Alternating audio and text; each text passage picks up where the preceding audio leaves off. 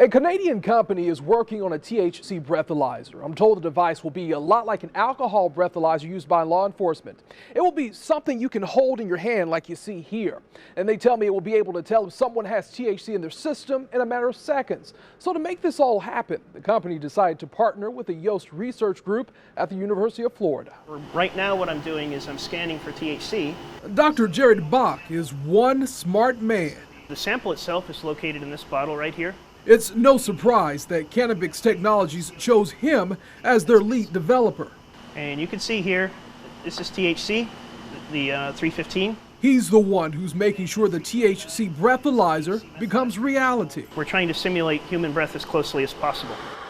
In the chemistry lab at the University of Florida, I saw it for myself. Because we're using mass spectrometry to be able to characterize our instrument, we can definitely say this is what we are seeing. This is a mass spectrometer nicknamed the Old Gray Mare.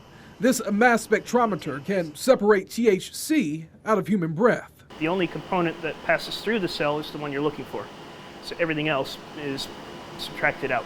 But a police officer can't carry around a mass spectrometer with them to test for THC. They need something they can hold in their hand, something they can use at the scene of a crime, checkpoints, and even at the police station. The feedback that we have from law enforcement is, when can you have this available for us? Cal O'Malley is the president of Cannabix Technologies based in Canada. He's the man who came up with this idea and is the driving force behind this breathalyzer prototype.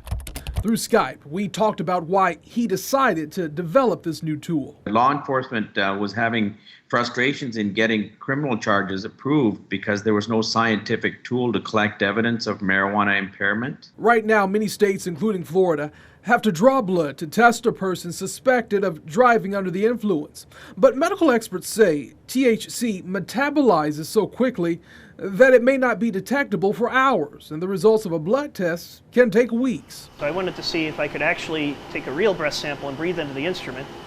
And of course, we're in Florida, so I can't do that with THC. Back in the chemistry lab, Dr. Bach told me he actually tested it himself, not using marijuana, but a cigar.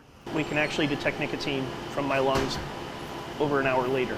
So, when will we see one of these THC breathalyzers on the streets? How quickly it gets into the hands of law enforcement is all dependent on the regulatory bodies.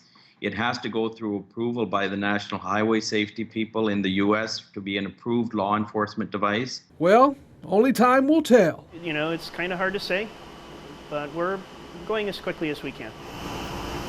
But one thing is for sure, Dr. Jared Bach will be here in this chemistry lab until it happens. And there's no set date on when this breathalyzer will be in the hands of law enforcement. The company would like to have something on the streets within 18 to 24 months. Also, they're not just limiting this device to police. The company thinks it would be handy in the workplace, too. Back to you.